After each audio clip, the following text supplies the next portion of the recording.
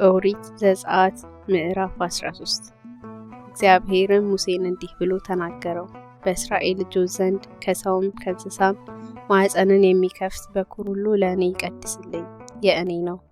ሙሴም ሕዝቡን እንዲህ አለ፣ ከባርነት ቤት ከግብጽ የወጣችሁበትን ይህን ቀን አስቡ።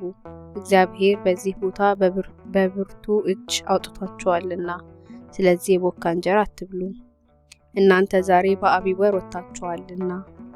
እግዚአብሔርም ላንተ ይሰጣት ዘንድ ለአባቶቹ ወደ ማለላቸው ወተትና ማር ወደምታፈስ ምድር፣ ወደ ከነዓናውያን፣ ወደ ኬጢያውያን፣ ወደ አሞራውያንም፣ ወደ ኤዊያውያንም፣ ወደ ኢያቡሳውያንም ምድር ባገባህ ጊዜ ይችን አምልኮ በዚህ ወር ታደርጋለህ። 7 ቀን ቂጣ እንጀራ ትበላለህ። በሰባተኛውም ቀን ለእግዚአብሔር በዓል ይሆናል። 7 ቀን ሙሉ ቂጣ እንጀራ ትበላለህ። በአንተም ዘንድ እርሾ ያለበት እንጀራ አይታይ፣ በድንበርህም ሁሉ እርሾ አይታይ። በዚህም ቀን ከግብጽ በወጣሁ ጊዜ እግዚአብሔር ስላደረገልኝ ነው ስትል ለልጅ ትነግረዋለህ። እግዚአብሔር በብርቶች ከግብጽ አውጥቷቸዋልና የእግዚአብሔር ሕግ በአፍህ ይሆን ዘንድ በእጅህ እንደ ምልክት በዓይኖችህ መካከል እንደ መታሰቢያ ይሆንልህ። በዓመት በወራቱ ይችን ሥርዓት ጠብቃት። እግዚአብሔርም ለአንተ ለአባቶችም እንደማለ ወደ ከነዓናውያን ምድር ባገባህ ጊዜ እርሷንም በሰጠህ ጊዜ ማኅፀንን የሚከፍተውን ሁሉ ለእግዚአብሔር ለይ። ከሚሆንልህ ከብት ሁሉ ተባት ሆኖ አስቀድሞ የተወለደው ለእግዚአብሔር ይሆናል። የአህያውን በኵር ጠቦት ተዋጀዋለህ፣ ባትዋጀውም አንገቱን ትሰብረዋለህ። የሰውንም በኵር ሁሉ ከልጆች መካከል ተዋጀዋለህ።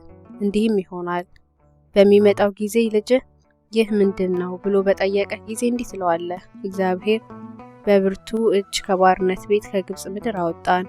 ፈርዖንም እንዳይሰደን ልቡን ባጸና ጊዜ እግዚአብሔር ከሰው በኵር ጀምሮ እስከ እንስሳ በኵር ድረስ በግብጽ ምድር ያለውን በኵር ሁሉ ገደለ። ስለዚህ ወንድ ሆኖ ማኅፀንን የከፈተውን ሁሉ ለእግዚአብሔር እሰዋለሁ፣ ነገር ግን የልጆቼን በኵር ሁሉ ዋጃለሁ። እግዚአብሔር በብርቶች ከግብጽ አውጥቶናልና በእጅህ እንደ ምልክት በዓይኖችም መካከል እንደተንጠለጠለ ነገር ይሁንልህ።